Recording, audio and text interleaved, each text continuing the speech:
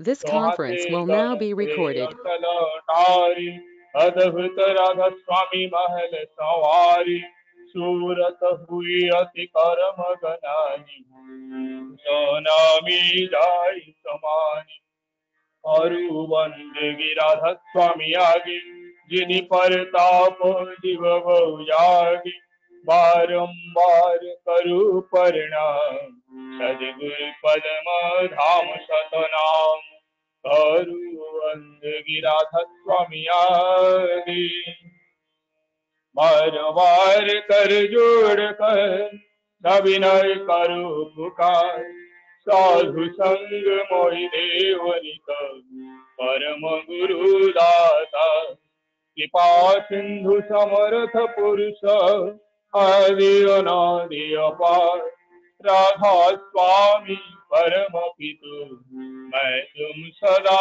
धार बार बार बल जाऊं तन मन और शरण पर काम खिले मेरा मेरी करी जस कृपा करो धन्य धन्य गुरुदेव दया सिंधु पुरण ध्वनि नित्य करू तुम सेवा अचल भक्ति मोहि देव प्रभु दीनो दीनो नाथ हाथ गहा तुम आन करो अब राखो निसहाथ दीन दयाल कृपा निधि काम क्रोध मद लोभ सब विधि अब गुरुहार में प्रभु राखो मेरी लाज जिंदारी अब मैं पड़ा राधा स्वामी गुरु समराथ तुम बिना और न दूसरा अब करो दया भरत कछ तुम दारे तो विलम्ब क्यों दया करो मेरे साया देव प्रेम की दाय दुख सुख कुछ व्यापे नहीं छोटे सब सुपाय दया करो मेरे साया देव प्रेम की दाय दुख सुख कुछ व्यापे नहीं छोटे सब तुपाय बार बार कर जोड़ कर सविनय करो पुकार साधु संग मोहि देव नित परम गुरु दातार साधु संग मोहि देव नित परम पिता दाता गुरुर्ब्रह्मा गुरुर्विष्णु गुरुदेव महेश्वर गुरुदेव परम ब्रह्म तस्मै श्री गुरवे नमः अखण्डमण्डलाकारं व्याप्तं येन चराचरं तत्पदं दर्शितं येन तस्मै श्रीगुरवे नमः अज्ञानतिमिरन्धस्य ज्ञानञ्जनशलाकया चक्षुरुन्मिलितं येन तस्मै श्रीगुरवे नमः स्थावरङ्गजङ्गमव्याप्तं येन तस्मै चराचर तत्पदं दर्शितं येन तस्मै श्रीगुरवे नमः चिद्रूपेण परिव्याप्तं त्रैलोक्यं सचराचरं तत्पदं दर्शितं येन तस्मै श्रीगुरवे नमः न गुरुरधिकं तत्त्वं न गुरुरधिकं तपः ततो ज्ञानात् परं नास्ति तस्मै श्रीगुरवे नमः अन्नाथ सन्नाथ मद्गुरु श्री जगद्गुरुः मुदात्मा सर्वभूतात्मा तस्मै श्रीगुरवे नमः गुरुराजनादिश्य गुरु परम दैवतम गुरु पर तरंग नास्ति तस्मै श्री गुरवे ब्रह्मानंद परम सुखदं केवलं ज्ञानमूर्तिं द्वन्द्वातीतं गगन सदृशं तस्यमस्यादिलक्ष्यम् एकं नित्यं विमलं मचलं सर्वैः साक्षिभूतं भवातीतं त्रिगुणरहितं सद्गुरु त्वं नमामि सद्गुरुं त्वं नमामि सद्गुरुं त्वं नमामि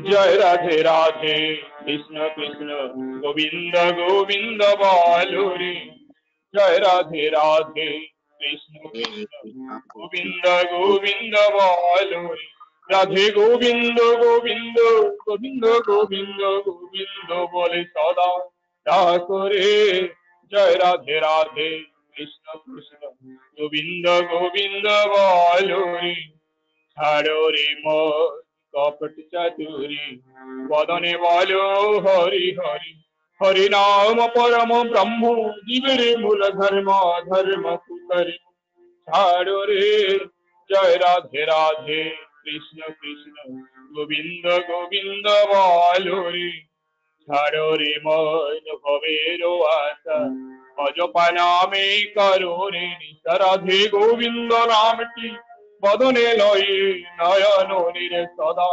ভাসুরে জয় রাধে রাধে কৃষ্ণ কৃষ্ণ গোবিন্দ বলো রে রাধে গোবিন্দ গোবিন্দ গোবিন্দ গোবিন্দ গোবিন্দ বলে সদা ডাক রে জয় রাধে রাধে কৃষ্ণ কৃষ্ণ গোবিন্দ গোবিন্দ বলো রে ছাড়ো রে মন কপট চাতুরি বদনে বলো হরি হরি হরি বল হরি বল হরি বল হরি বল হরি বল হরি বল হরি বল হরি বল হরি বল হরি বল হরি বল হরি বল হরি বল হরি বল হরি বল হরি বল হরে রাম পরম ব্রহ্ম জীবের মূল ধর্ম ধর্ম কুকরি ছাড়ো রে জয় রাধে রাধে কৃষ্ণ কৃষ্ণ গোবিন্দ গোবিন্দ বলো রে ছাড়ো রে মন ভবের আশা গজপা নামে করো রে রাধা বল রাধা বল রাধা বল রাধা বল রাধা বল রাধা বল রাধা বল রাধা রাধা বল রাধা বল রাধা বল রাধা বল রাধা বল রাধা বল রাধা বল রাধা বল রাধে গোবিন্দ নামটি বদনে লয়ে নয়ন নিরে সদা ভাসুরে জয় রাধে রাধে কৃষ্ণ কৃষ্ণ গোবিন্দ গোবিন্দ বলো রে রাধে গোবিন্দ গোবিন্দ গোবিন্দ গোবিন্দ গোবিন্দ বলে সদা ডাক রে জয় রাধে রাধে কৃষ্ণ কৃষ্ণ গোবিন্দ গোবিন্দ বলো রে জয় রাধে রাধে কৃষ্ণ কৃষ্ণ গোবিন্দ গোবিন্দ বলো রে জয় গুরু দাদা ଜୟ ଗୁରୁ ଗଦାଧର ଭାଇ। ବର୍ତ୍ତମାନ ସତ୍ୟାନୁସରଣ ଗ୍ରନ୍ଥ ପାଠ କରୁଛନ୍ତି ତାଲଚେର ଅନୁଗୁଳରୁ ସତ୍ସଙ୍ଗର ବରେଣ୍ୟ ଦାଦା କର୍ମୀ ମାନସ କୁମାର ବେହେରା ଭାଇ। ଭାଇ ଜୟ ଗୁରୁ ମାନସ ଭାଇ ଶୁଣନ୍ତୁ। ପରମ ପ୍ରେମମୟ ଶ୍ରୀ ଶ୍ରୀ ଠାକୁର ଅନୁକୂଳ ଚନ୍ଦ୍ରଙ୍କର ସ୍ୱହସ୍ତ ଲିଖିତ ପବିତ୍ର ସତ୍ୟାନୁସରଣ ଗ୍ରନ୍ଥ ପାଠ। ସତ୍ୟାନୁସରଣ ଯଦି ପରୀକ୍ଷକ ସାଜି ଅହଙ୍କାର ନେଇ ସଦ୍ଗୁରୁ କିମ୍ବା ପ୍ରେମୀ ସାଧୁଗୁରୁଙ୍କୁ ପରୀକ୍ଷା କରିବାକୁ ଯାଅ ତେବେ ତୁମେ ତାଙ୍କଠି କେବଳ ତୁମକୁ ହିଁ ଦେଖିବ, ଠକି ଆସିବ। ସଦ୍ଗୁରୁଙ୍କୁ ପରୀକ୍ଷା କରିବାକୁ ହେଲେ ତାଙ୍କ ନିକଟକୁ ସଂକୀର୍ଣ୍ଣ ସଂସ୍କାର ବିହୀନ ହୋଇ ଭଲ ପାଇବାର ହୃଦୟ ନେଇ ଦୀନ ଏବଂ ଯେତେ ଦୂର ସମ୍ଭବ ନିରହଙ୍କାର ହୋଇ ଯାଇପାରିଲେ ତାଙ୍କ ଦୟାରେ ସନ୍ତୁଷ୍ଟ ହୋଇପାରିବ। ତାଙ୍କୁ ଅହଂ ରୂପକ କଷ୍ଟି ପଥର ଦ୍ୱାରା କଷାଯାଏ ନାହିଁ, କିନ୍ତୁ ସେ ପ୍ରକୃତ ଦୀନତା ରୂପକ ମେଣ୍ଢା ଶିଙ୍ଗରେ ଖଣ୍ଡ ବିଖଣ୍ଡ ହୁଅନ୍ତି। ହୀରା ଯେପରି କୋଇଲା ପ୍ରଭୃତି ଆବର୍ଜନାରେ ଥାଏ, ଉତ୍ତମ ରୂପେ ପରିଷ୍କାର ନ କଲେ ତାହାର ଜ୍ୟୋତି ବାହାରେ ନାହିଁ, ସେ ମଧ୍ୟ ସେହିପରି ସଂସାରରେ ଅତି ସାଧାରଣ ଜୀବ ପରି ରହିଥାନ୍ତି। କେବଳ ପ୍ରେମର ପ୍ରକ୍ଷାଳନରେ ହିଁ ତାଙ୍କର ଦୀପ୍ତିରେ ଜଗତ ଉଦ୍ଭାସିତ ହୁଏ। ପ୍ରେମୀ ହିଁ ତାଙ୍କୁ ଧରିପାରେ। ପ୍ରେମୀର ସଙ୍ଗ କର, ସତ୍ସଙ୍ଗ କର, ସେ ଆପଣା ଛାଏଁ ପ୍ରକଟ ହେବେ। ଅହଙ୍କାରୀକୁ ଅହଙ୍କାରୀ ପରୀକ୍ଷା କରିପାରେ। ଗଳିତ ଅହଂକୁ କିପରି ସେ ଜାଣିପାରିବ? ତା ନିକଟରେ ଗୋଟାଏ କିମ୍ଭୂତ କିମ୍ଭାକାର, ଯେପରି ଗଜମୂର୍ଖ ନିକଟରେ ମହାପଣ୍ଡିତ। ସତ୍ୟାନୁସରଣ ପୃଷ୍ଠା ସଂଖ୍ୟା 23। ଜୟ ଗୁରୁ ମାନସ ଭାଇ। ପରମ ଜୟ ଗୁରୁ। ପ୍ରେମମୟ ଶ୍ରୀ ଠାକୁର ମୂର୍ତ୍ତି ପରମାରାଧ୍ୟା ଶ୍ରୀ ଶ୍ରୀ ବଡମା, ପରମ ପୂଜ୍ୟ ପାଦ ଶ୍ରୀ ଶ୍ରୀ ବଡଦା, ପରମ ପୂଜ୍ୟ ପାଦ ଆଚାର୍ଯ୍ୟ ଦେବ ଶ୍ରୀ ଶ୍ରୀ ଦାଦା इष्ट परिवार सभी पंकज कमल भक्ति प्रीतिपूर्ण प्रणाम निवेदन करे। आज ऑनलाइन सत्संग जोड़ी होता से ठाकुर बरेण्य ऋतिक देवता वृंद सम्मानस्पद इष्टित कर्मी वृंद प्राणर गुरु भाई माने करुणामय माँ माने सत्संग प्रेमी सुधीवृंद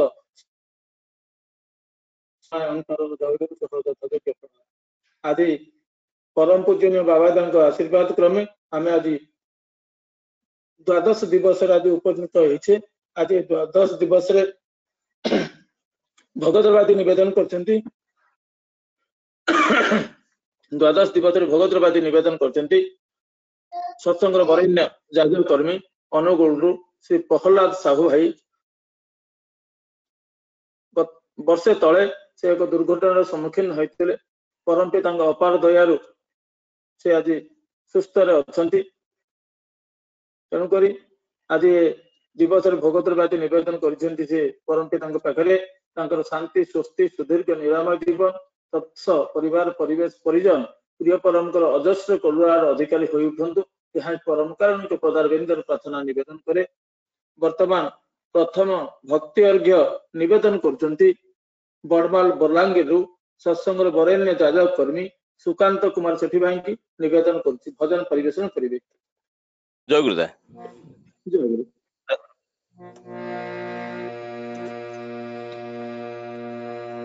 सुंदर भुवने तुमी भगवान गो तुमी भगवान। सुंदर भुवने तुमी भगवान गो तुमी भगवान। আমার কেউ নাই তাই তোমারে জানা, আমার কেউ নাই তাই তোমারে জানা। তুমি আমার জীবন, তুমি আমার প্রাণ, তুমি জীবন মোর, তুমি আমার প্রাণ। সুন্দর ভুবনে তুমি ভগবান গো তুমি ভগবান। সুন্দর ভুবনে তুমি ভগবান গো তুমি ভগবান।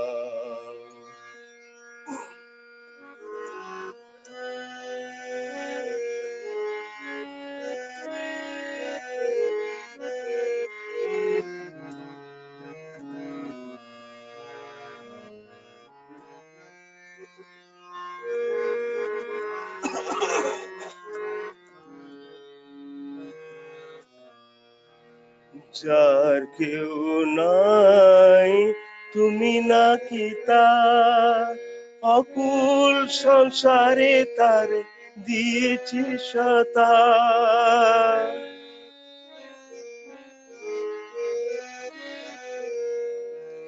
যার কেউ নাই তুমি নাকি তার, অকুল সংসারে তার দিয়েছি সতা। পাবই আগো দেখাটি তোমার, পাবই আগো দেখাটি তোমার। জ্বলন্ত অনন্ত দিয়ে করুণা নিধান। সুন্দর ভুবনে তুমি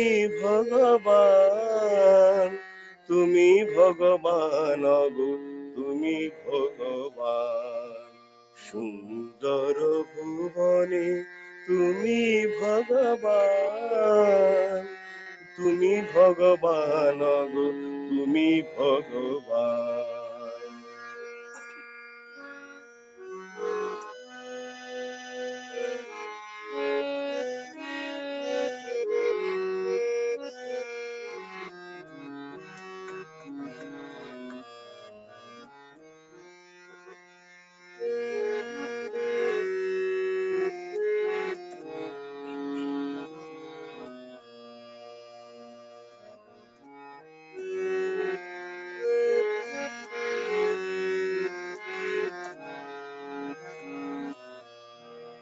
উদার ভাবানা মাঝে এ ভাবা কান্ডারি ভয় কি আমার ঠাকুর আছে শ্রীহরি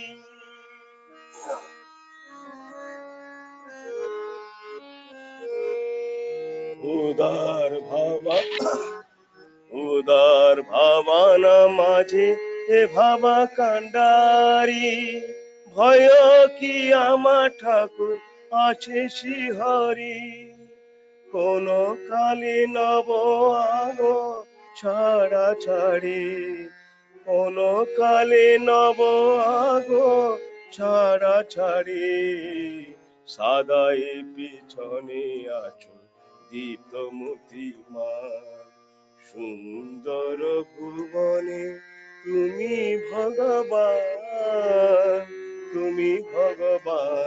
গো তুমি ভগবান সুন্দর ভুবনে তুমি ভগবান গো তুমি ভগবান আমার কেউ নাই তাই তোমায় জানা আমার কেউ নাই তাই তোমায় জানা তুমি জীবন তুমি আমার প্রাণ তুমি জীবন তুমি আমার প্রাণ সুন্দর ভুবনে তুমি ভগবান গো তুমি ভগবান সুন্দর ভুবনে তুমি ভগবান গো তুমি ভগবান জয় গুরুদা ଜୟ ଗୁରୁ ସୁକାନ୍ତ ଦାଦା ଆପଣ ଅତି ସୁନ୍ଦର ଭାବରେ ଆପଣ ଭକ୍ତି ଗୀତ ନିବେଦନ କଲେ ସୁନ୍ଦର ଭୁବନେ ତୁମି ଭଗବାନ ଅତି ସୁନ୍ଦର ଭାବରେ ଆପଣ ପରିବେଷଣ କଲେ ଠାକୁର ସେଇ କଥା ସତ୍ୟାନୁସରଣ ହାତ କାଟି ଲେଖିଦେଇଛନ୍ତି ଜଗତର ସମସ୍ତ ଐଶ୍ୱର୍ଯ୍ୟ ଜାଣିବା ଭଲ ପାଇବା ଯାହାଙ୍କ ଭିତରେ ସହଜ ଉତ୍ସାହିତ ଯାହାଙ୍କ ପ୍ରତି ଆସକ୍ତିରେ ମଣିଷର ବିଚ୍ଛିନ୍ନ ଜୀବନ ଜଗତର ସମସ୍ତ ବିରୋଧର ଚରମ ସମାଧାନ ହୋଇ ସେ ହେଉଛନ୍ତି ମଣିଷର ଭଗବାନ ପରମ ପିତାଙ୍କ ପାଖରେ ପ୍ରାର୍ଥନା ନିବେଦନ କରୁଛି ବର୍ତ୍ତମାନ ପାଇଁ କୋରସ୍ ପରିବେଷଣ କରୁଛନ୍ତି ନବରଙ୍ଗପୁରରୁ ଶ୍ରଦ୍ଧେୟ ପ୍ରତ୍ୟତୀଶ ଦାସ ଜୟ ଗୁରୁ ଦାଦା। ଜୟ ଗୁରୁ ଆରମ୍ଭ କରନ୍ତୁ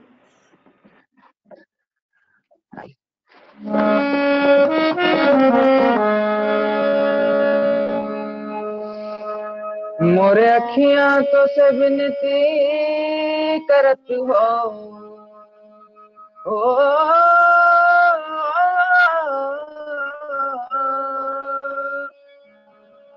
मोरे अखियां तो से विनती करत हो ठाकुर से कर ले मिलन वाले अखियां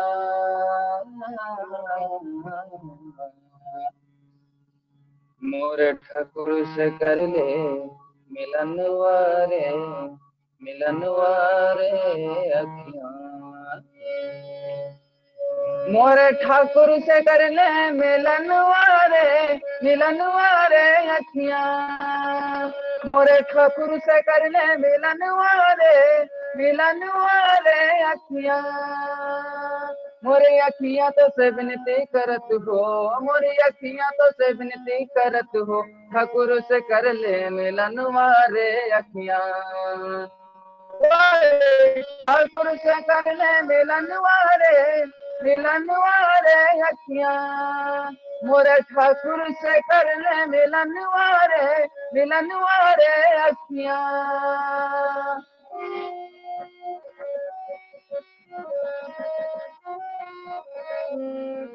भेद न जाने मूर्तिया भावे भेद न जाने मूर्तिया भावे तर तर जियरा कर जुआ में जागे तर तर जियरा कर जुआ में जागे भेद न जाने मूर्तिया भावे तर तर जियरा कर जुआ में जागे जिया मोरा लागे ना मन मोरा माने ना, जिया मोरा लागे ना मन मोरा माने ना, जिया मोरा लागे ना मन मोरा माने ना, जिया मोरा लागे ना मन मोरा माने ना। अब हुई है पिया दर्शन वारे अखिया, और ठाकुर से कर ले मिलन वारे अखिया, मोरे ठाकुर से कर ले मिलन वारे अखिया।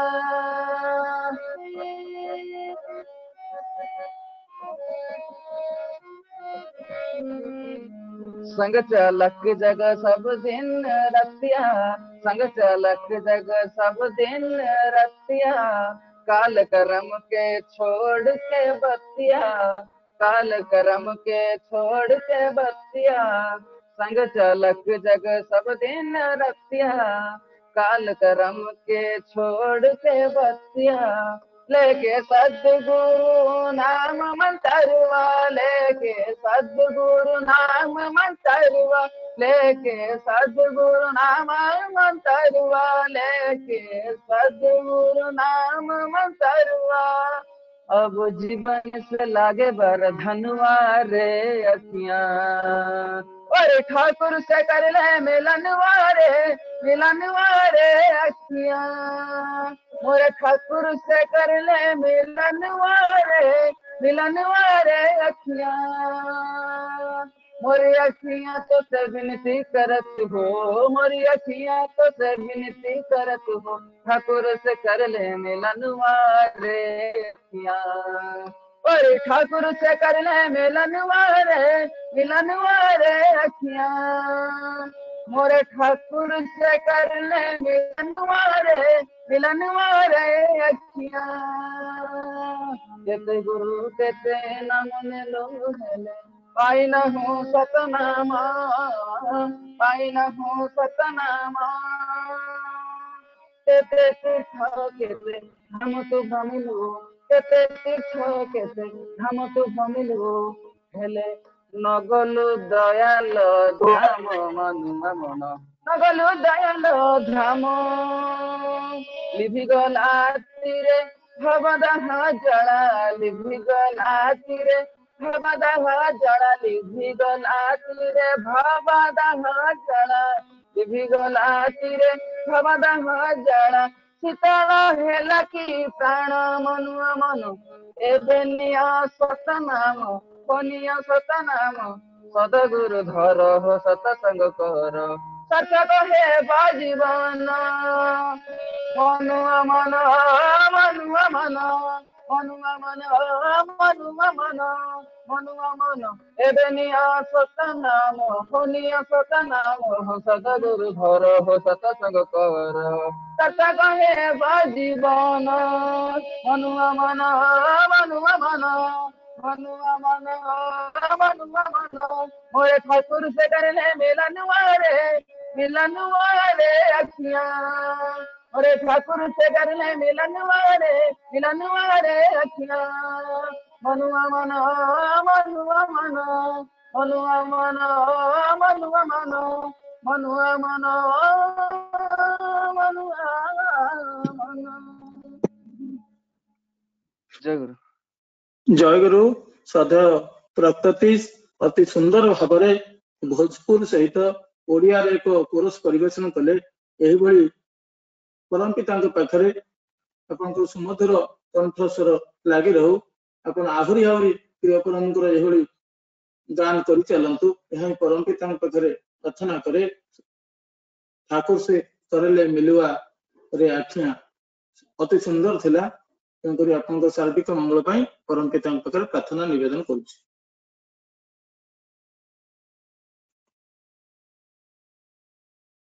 वर्तमान प्रारंभिक सूचना क्रम आलोचना संक्षेप तोड़ी रखिए। सत्संग विहार आली ठाकुर ऋतिक देवता धीरेन्द्र कुमार साहू दादा को अनुरोध करुछि।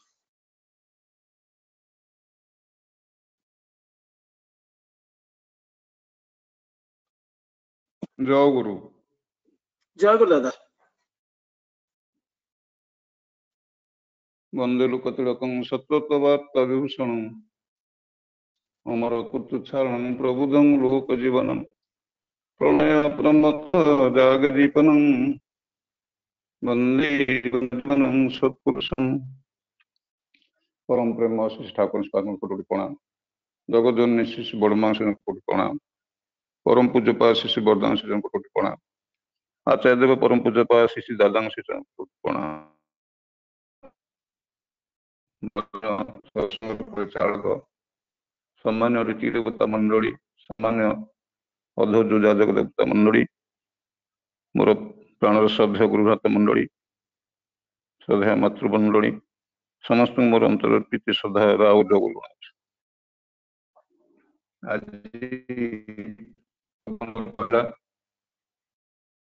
टीम इष्ट चेतना मनुगुण सबुदिन कथा सत्संग करते सत्संग मत सुजोग मिली निजक धन्य मन करुच्ची प्रारंभिक सूचना देवाई श्रद्धेय गोलक भाई मत कही मुझी जे सामान्य हर भाई जो नथिब से दिन कह आज सामान्य हरप्रसाद साहू डॉक्टर हरप्रसाद साहू से आज मुख्य भाव आयोजन करेंगे सी हूँ मोर दीक्षार जाजक से बहुत भल पाई से दिन को मो दीक्षा विषय जो कहली से विषय कहूँ चाहूँगी मो दीक्षा नवा 2 वर्ष पूर्व सत्संग आम गाँ गुरु भाई मान डाकती वो भल लगे सत्संग कथा भजन कीर्तन विशेषकर जयराज कीर्तन मत बहुत आकर्षण करे किंतु ठाकुर जे पुरुषोत्तम एक कथा मु बुझी पार नथि कहीं ठाकुर निश रखिंट भद्रक भाया चूल काटि कौन लंबा चूल ना निश रखिंट कौन विचित्र पोशाक ना ये नारायण हे कि मोर प्रश्न सब थाए जो मैंने सब कटक भुवनेश्वर आसती नकुल चरण दास आमर रवींद्र विश्वाल बड़ जी आसती सत्संग पर मत सब घेरी जाती जादव दीक्षापी मुझे जुक्ति रखे से जुक्ति छिड़े ना दीक्षा हो पारे ना ये 2 वर्ष बीती जाइए सत्संग जाए कि दीक्षा नहीं किंतु से दिन थी 1982 मसीहा जनवरी 3 तारिख और सुंदरपुर गाँव सत्संग थिला सामान्य हर भाई मुख्य वक्ता थिले तो मोर जो जो सब प्रश्न गंठी थिला सामान्य हर भाई जादन मो गंठी खोलगला किंतु से आउ को गुरु भाई मत जादन करूँ सी तो विरक्ति होती 2 वर्ष जादन करी मत दीक्षापी कहना से दिन मो आपे आपे कहली दीक्षा नेबी से दिन राति होता परदिन मोर रीति देवता आउ के जन को धरी आसी आम घरे दीक्षा देते जो दिन दीक्षा से 4 तारिख सोमवार 1982 मसीहा से दिन भी आम गोटे सत्संग है ठाकुर को धरिया पूर्व मु रामपुर ठाकुर विवेकानंद को फॉलो करी विवेकानंद मत एत भल लगुले से बाहना गोटे संकल्प कर थे मन मन नारायण गाँव मुझे प्लानिंग कर कौ दिन घर छाड़ी पड़ेबी हिमालय गार को ना वेशभूषा बदल देके साधना करी आ साधना शेष गोटे आश्रम करी ता ना देवी शांतिधाम कि आश्रम हम कल्पना करी किंतु ठाकुर से सब कड़े उभेगला किंतु गोटे कथा रहा मुझे बह करी संकल्प कर जिते प्रस्ताव आसे आम घर को मना कर दिए बाहबी घरे भी से भाविले तो बाहबनी आउ कि कहते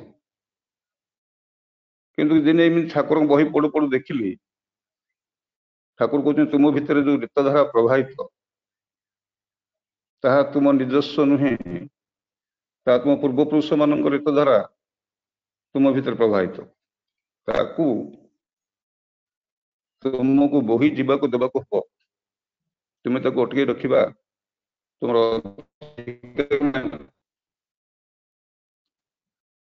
ମୋର ଖୋଲିଗଲା ସବୁ ଗଣ୍ଠି। ତାପରେ ଠାକୁର ତୁମେ ଭଲ ଲୋକ, ତୁମେ ସୁସୁନ୍ଦର ବିବାହ କର, ତାହେଲେ ତୁମର ଦାମ୍ପତ୍ୟ ଜୀବନ ଭଲ ହବ ଏବଂ ଭଲ ସନ୍ତାନ ସୃଷ୍ଟି ହବ, ଯୋଉ ସନ୍ତାନ କି ଯେ ଠାକୁରଙ୍କ କାର୍ଯ୍ୟ ଲାଗିବ, ଦେଶର କାର୍ଯ୍ୟରେ ଲାଗିବ। ମୁଁ ଭାବିଲି ତାହେଲେ ମୁଁ ଯଦି ନିଜକୁ ଗୋଟେ ଭଲ ଲୋକ ବୋଲି ମନେ କରୁ, ମୁଁ ଯଦି ଠାକୁରଙ୍କ ଧାରାରେ ବିବାହ କରେ, ଠାକୁରଙ୍କ ଧାରାରେ ଦାମ୍ପତ୍ୟ ଜୀବନ ଅତିବାହିତ କରେ, ତାହେଲେ ମୋର ଗୋଟେ ଭଲ ସନ୍ତାନ ହବ, ଯିଏକି ଦେଶ ଜାତିର ସମ୍ପଦ ହବ, ଠାକୁରଙ୍କ ସମ୍ପଦ। ଏଇ ସିଦ୍ଧାନ୍ତ ନେଲା ପରେ ମୋର ବିବାହ ହେଲା। ସେ ବିବାହ କାହାଣୀ ବହୁତ ଅଛି, କହିଲେ ସମୟ ଯିବ, କହୁନି। ଠାକୁର କହୁଛନ୍ତି ମାନବ ବିବର୍ତ୍ତନ ଆଗେଇ ଚାଲିଛି ଯୁଗଳ ପଦକ୍ଷେପରେ। ଯେମିତି ମଣିଷ ଦୁଇଟି ପାଦରେ ଚାଲେ, ମଣିଷର ମାନବ ଜାତିର ବିବର୍ତ୍ତନ ମଧ୍ୟ ଦୁଇଟି ପାଦରେ ଆଗେଇ ଚାଲେ। ଗୋଟେ ହଉଛି ସାଧନା, ଆଉ ଗୋଟେ ହଉଛି ବିବାହ।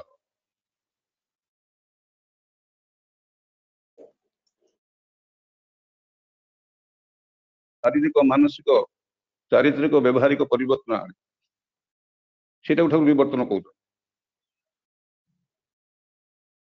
ଏଇ ଯୋଉ ଗୋଟିଏ ଜନ୍ମରେ ଗୋଟିଏ ମଣିଷର ଚେହେରା, ତାର ଆଚାର ଆଚରଣ ଏଭଳି ପରିବର୍ତ୍ତିତ ହେଇଯାଏ, ତାକୁ ଦେଖିକି ବୁଝା ଯାଇପାରେ ନା ଏଇ ଲୋକଟା ସେଇ ଲୋକ ଥିଲା। ଯେଭଳି ରତ୍ନାକର ଦୋଷକୁ ଲୋକ ଦେଖିଥିଲେ, ବହୁ ବର୍ଷ ପରେ ବାଲ୍ମୀକି ଦେଖିଲେ। ବାଲ୍ମୀକି ଦେଖିକି ଲୋକ ବୁଝିପାରୁନଥିଲେ ଏଇ ଲୋକଟା ଥିଲା ନା ରତ୍ନାକର ଦୋଷ।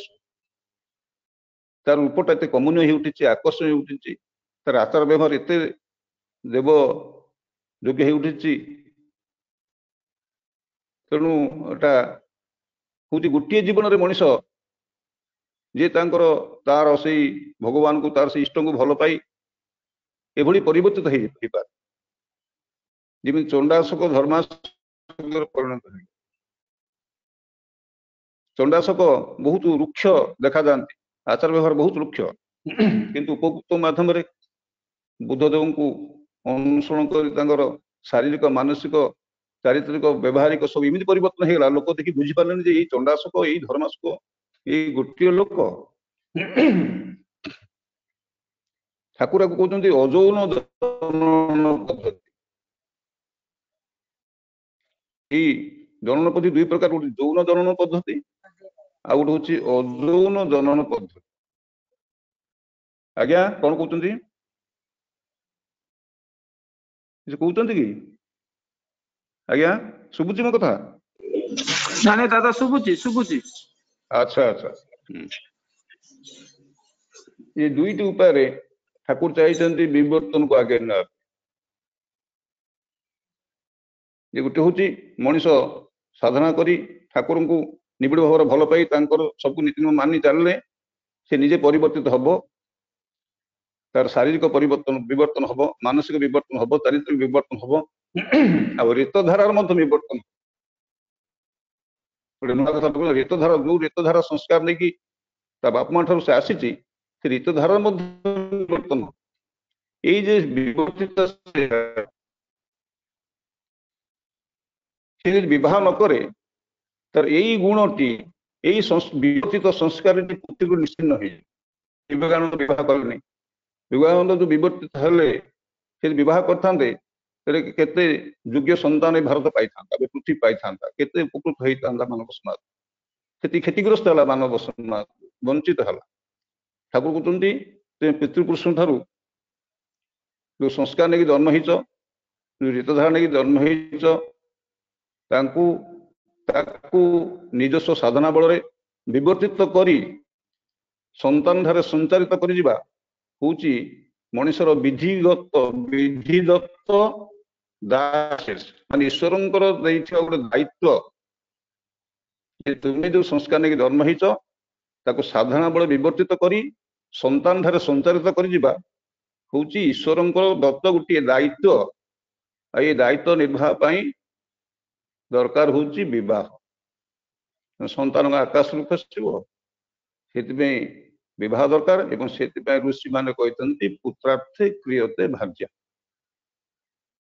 ଏଇଥିପାଇଁ ଋଷି ମାନେ ବିବାହ କରୁଥିଲେ। ବଶିଷ୍ଠ ମଧ୍ୟ ବିବାହ କରୁଥିଲେ 100 ପୁତ୍ର ଥିଲେ। ସୁସନ୍ତାନ ସୃଷ୍ଟି ପାଇଁ ଠାକୁର ସେଇଟା ଚାହିଁଥିଲେ। ସେଇ ସନ୍ତାନ এই ଯୋଉ ଠାକୁର ସୁସଙ୍ଗତ ବିବାହ ଦେଲେ, ସୁସଙ୍ଗତ ବିବାହ ମାଧ୍ୟମରେ ସୁସନ୍ତାନ ସୃଷ୍ଟି ହେବ। ସେଇ ସନ୍ତାନ ଯେ ବାପା ସାଧନାର ଯୋଉ ଟପରେ ପହଞ୍ଚିଲେ ସେଇଠୁ ତାର ଆରମ୍ଭ ହବ ସଂସ୍କାର। ତେଣୁ ବାପା ଜନ୍ମ ହେଲା ବେଳେ ଯୋଉ ସଂସ୍କାର ଜନ୍ମ ହେଇଥିଲେ, ପୁଅ ଜନ୍ମ ତାଠୁ ଅଧିକା ସଂସ୍କାରିତ ହେଇକି ଜନ୍ମ ଲାଭ କରିବ। ଏଇଟା ଗୋଟେ ବିବର୍ତ୍ତନ। ଏଇଟା ହଉଛି ଯୌନ ଜନନ ପଦ୍ଧତି। ତାର ପୁଅ ବାପାଠୁ ଅଧିକ ବିବର୍ତ୍ତିତ ହେଇକି ଜନ୍ମ ହବ, ଏଇଟା ହଉଛି ଯୌନ ଜନନ ପଦ୍ଧତି। ଆଉ ଗୋଟିଏ ଜୀବନରେ ସାଧନା କରିକି ଜଣେ ବିବର୍ତ୍ତିତ, ସେଟା ହଉଛି ଅଯୌନ ଜନନ ପଦ୍ଧତି। এই ଯୌନ ଜନନ ପଦ୍ଧତି ଓ ଅଯୌନ ଜନନ ପଦ୍ଧତି এই ଦିଟାକୁ ମିଶେଇକି ଠାକୁର ମାନବ ଜୀବନର ବିବର୍ତ୍ତନ ଆଣିବାକୁ ଚାହିଁଛନ୍ତି। ତେଣୁ ଯେ ପ୍ରଥମେ କହିଥିଲି ମାନବ ବିବର୍ତ୍ତନ ଆଗେଇ ଚାଲିଛି ଦୁଇଟି ପଦକ୍ଷେପରେ, ଗୋଟେ ହଉଛି ସାଧନା ଆଉ ଗୋଟେ ହଉଛି ବିବାହ। ଆଜି ଯେ ମୁଖ୍ୟ ବକ୍ତା ଅଛନ୍ତି ଡକ୍ଟର ହରପ୍ରସାଦ ସାହୁ ଭାଇ,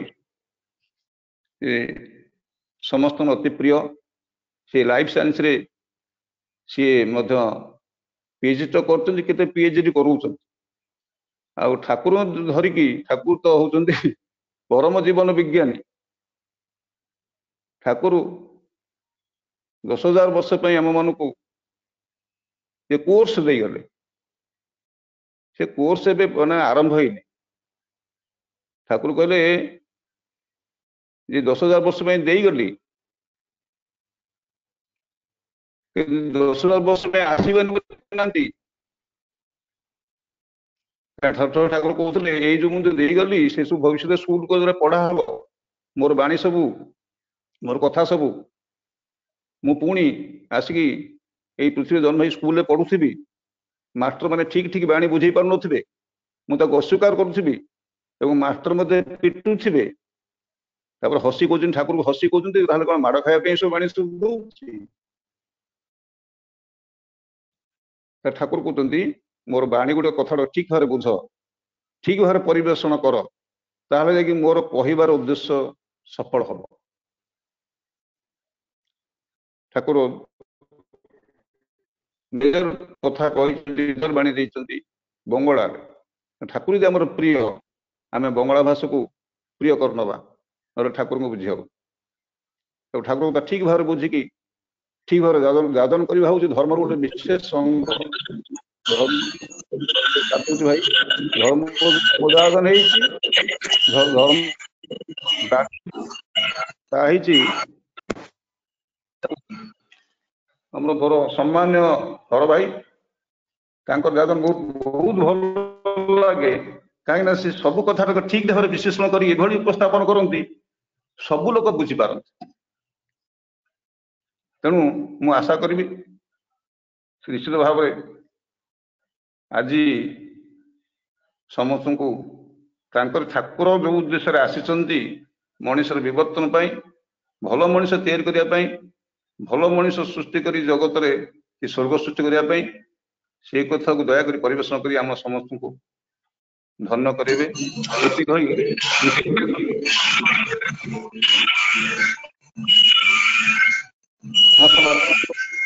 ସମସ୍ତ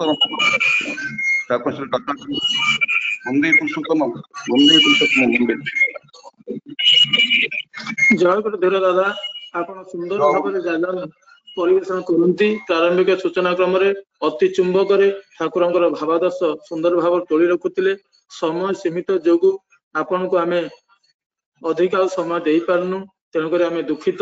ଆମ ମାନଙ୍କ ପାଖରେ ବର୍ତ୍ତମାନ ଏ ଅନଲାଇନ ସତ୍ସଙ୍ଗରେ ଯୋଡି ହେଇଛନ୍ତି retired professor doctor Haraprasad Sahu ଦାଦା ଭୁବନେଶ୍ୱରରୁ।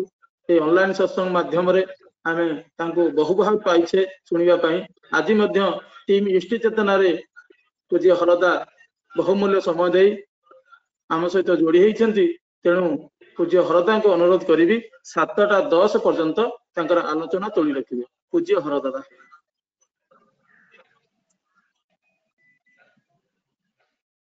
जय गुरु। गतिर्भर्ता प्रभु श्रेष्ठ ईश्वर पुरुषोत्तम आब्रह्म स्तंभ हृदयता सदगुरु स्तंग नमस्तुते। प्राण ठाकुर मोर विश्ववंदनीय श्री बड़मा परम पूज्य पाद श्री बड़दा प्रधान आचार्य श्री दादा सभी चरण तले मोर अनंत कोटि प्रणाम। पूज्यपाद बाबा श्री चरण तले कोटि कोटि प्रणाम। ऑनलाइन सत्संग रे जुड़ी हितवा समस्त सत्संग रे करीम मान को मोर प्रणाम एवं जय गुरु। समस्त भाई और माँ माने समस्ते आज प्रभात रे ऑनलाइन सत्संग रे जोड़ी है ठाकुर गुण कीर्तन करिवारे सहयोग करिसंती उपभोग करचंती सत्संग को प्रभु को पाखरे प्रार्थना समस्ते सुस्थ स्वस्थ एवं सुदीर्घ जीवी होंतु आहुरी आहुरी ठाकुर गुणगान करिवारे निजको व्रती करंतु तो द्वारा निजर विवर्तन तो हुए जहा प्रवर्ती वक्ता आमर धीरेन्द्र भाई कहूथिले दरकार आम भितरे विकास बा विवर्तन इवोल्यूशन बायोलॉजिकल जो जैविक संस्थिति आमर ए संस्थिति विवर्तित तो हबाकू चाहे इवोल्यूशन चाहे डिवोल्यूशन चाहे ना डिजेनरेशन चाहे ना। जो डिजेनरेशन शब्द ठाकुर व्यवहार करछन्ते सत्यानुसरण रो फास्ट ये पेज रे जे मनुष्यर डिजेनरेशन हेछि बोली आज मनुष्य पाखरे एबडी गुटे दुर्दशाग्रस्त अवस्था सृष्टि होछि।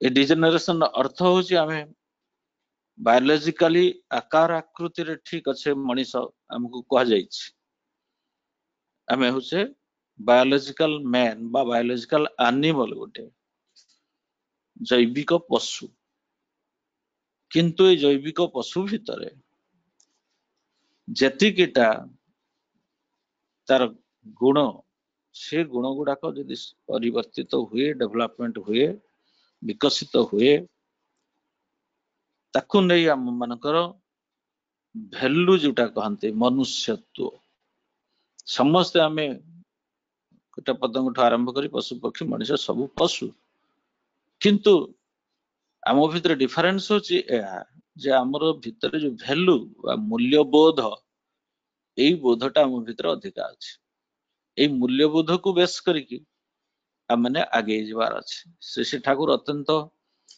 दुखर सह कहउछन जे आज गोटे निर्भेजाल मनुष्य देखा मिलेनी साराटा दुनिया रे अर्थात समस्ते सते जेमती भेजाल मनुष्य हो जाइछन्ति प्रकृत मनुष्य कहीं हेई नाहंती प्रकृत ए शब्दटी लगेबा हबो रियल मैन मु जाइथिली इटाली रोम रे 2 दिन रही से रोम इटाली शहर केड़े सुंदर से शहर जो वाटिकन सिटी मध्य अच्छे चारि बटे रोम शहर से दिन हुए तो जड़े दार्शनिक खोजुले जड़े प्रकृत मनुष्य आपण जानते से दिन रे आलुओ लगे कि रास्ता रे एणे तेणे प्रकृत मनुष्य खोजुले पाउ नथिले ए गली से गली ए रास्ता से रास्ता बुलुले किछ लोक मिसी जाई तां कहली कोन खोजुचंती तेणु से ताकू घेरी जाई कि पचार आज्ञा आपण दिनटारे लंठन लगी कोन खोजुचंती ना आज्ञा मनुष्य खोजुची कि मनुष्य खोजे आम समस्ते मनुष्य ना गोटे रियल मैंने प्रकृत मनुष्य खोजुची ए रियल मैन जो कथा कही से दिन आज मोर मन पड़े विज्ञान चाहे से रियल मैन वास्तव मनुष्य निर्भेजाल मनुष्य ठाकुर कहते जहा भितर मनुष्यत्व मूल्यबोध जागृत होइछि।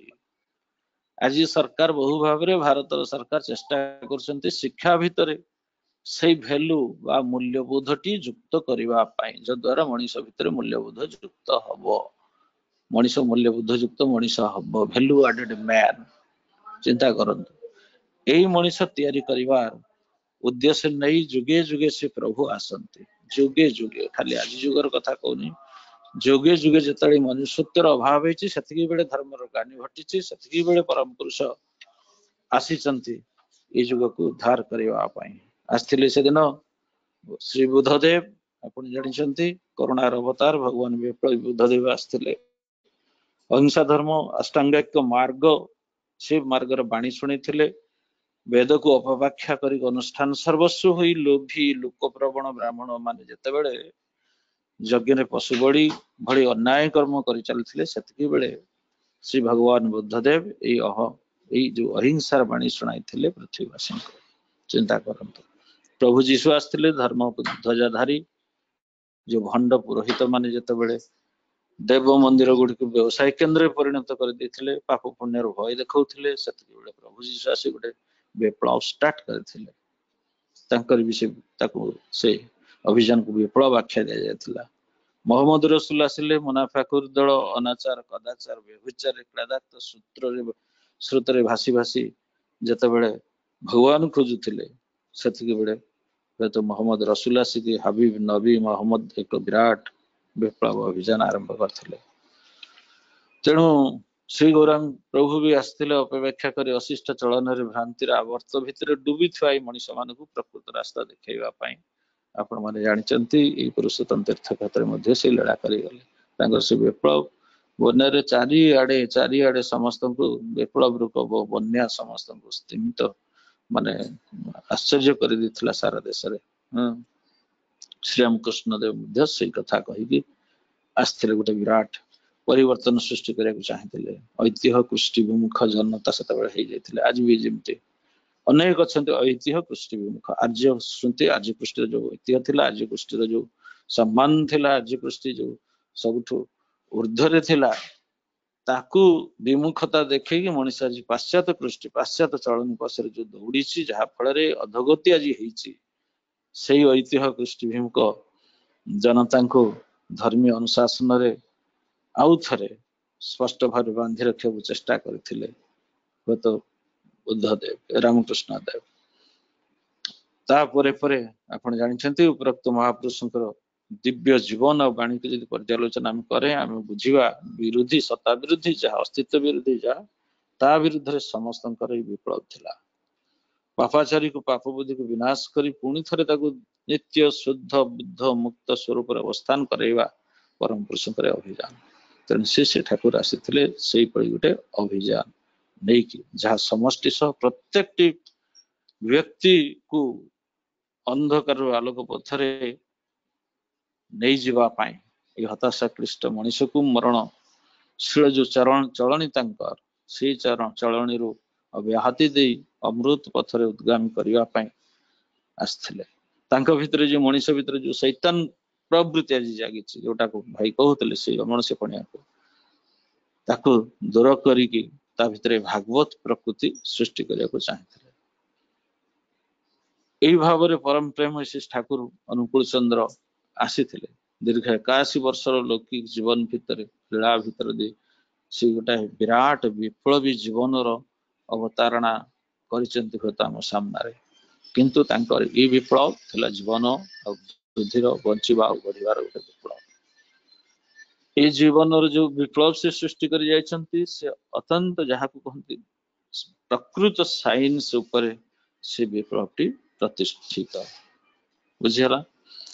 ଯାହା ଭାଇ କହୁଥିଲେ ପ୍ରକୃତ ମଣିଷ ତିଆରି କରିବା। ଯୋଉ ମଣିଷ ଆଜି ଟଙ୍କା ଟଙ୍କା ଟଙ୍କା ପଛରେ ଦୌଡୁଛି, ମଣିଷ ପଣିଆକୁ ତାକୁ ଅନ୍ତତଃ ଜୀବନରୁ ବିଦାୟ ଦେଇଛି, ମାନୁଷ ଆପନ টাকা পর যত পারিস মানুষ ধর, এইଭଳି ଗୋଟେ ଦୃଶ୍ୟପଟ ଯେତେବେଳେ ପୃଥିବୀରେ ହୁଏତ ଦେଖାଯାଇଥିଲା, ବିଶେଷ କରି ଭାରତ ବର୍ଷରେ, ମଣିଷ ପଣିଆଟାକୁ ଭୁଲି ଯେ ମଣିଷ ଟଙ୍କା ପଇସା ପଛରେ ଦୌଡିଥିଲା, ସେତିକି ବେଳେ ତାଙ୍କର ବିପ୍ଳବ ଆରମ୍ଭ। ମାନୁଷ ଆପନ টাকা পর যত পারিস মানুষ ধর। ଏବଂ ଶ୍ରୀ ଠାକୁର ଆଉ ଗୋଟେ ଜିନିଷ ଆମ ଦୃଶ୍ୟପଟରେ ଆସେ ଯେ ତାଙ୍କର ଏଇ ବିପ୍ଳବ ବା ଅଭିଯାନ ଆରମ୍ଭ ହେଇଥିଲା ଏମିତି ଗୋଟେ ସମୟରେ ଯେତେବେଳେ love was very much conditional, ପ୍ରେମ ଥିଲା ପ୍ରତ୍ୟାଶା ଯୁକ୍ତ, ଅର୍ଥାତ ଲଭ୍ ବଦଳରେ ସେ କିଛି ଚାହେଁ।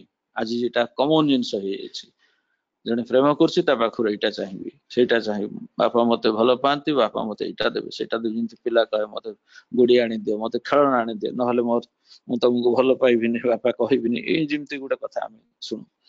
ଠିକ ସେଇଭଳିଆ ଏଇ ପ୍ରତ୍ୟାଶା ରହିତ ଭଲ ପାଇବାଟା ଠାକୁର ଆମକୁ ଶିଖେଇ ଯାଇଛନ୍ତି। ଏଇଟା ଯୋଗୁ ହିଁ ମୂଲ୍ୟବୋଧଟା ନଷ୍ଟ ହେଇଛି କଣ୍ଡିସନାଲ ଲଭ୍ ଯୋଗୁଁ। Every love now eat is conditional. ଏଇଟା ମୋର ମନେ ହୁଏ ବୋଧେ ବଳଦେବ ସହାୟ ସେତେବେଳେ ଥିଲେ, ଯେତେବେଳେ ବହୁତ ଲୋକ ଆସୁଥିଲେ ସି ୱେଭ ଭଳିଆ, ସମୁଦ୍ର ଢେଉ ଭଳିଆ ଲୋକ ମାଡି ଆସୁଥିଲେ ସେ ଠାକୁର ଜଣେ ଆଶ୍ଚର୍ଯ୍ୟ ମଣିଷ ତାଙ୍କୁ ଦେଖିବା ପାଇଁ। ସେତେବେଳେ ବଳଦେବ ସାହା ସେଇମାନଙ୍କୁ ବସି ଗୋଟେ ଜାଗାରେ କହୁଥାନ୍ତି ଯେ C here is A love, ଯାହାର ଲଭ୍ ରେ କୌଣସି କଣ୍ଡିସନ ନାହିଁ, ପ୍ରତ୍ୟାଶା ରହିତ ଲଭ୍।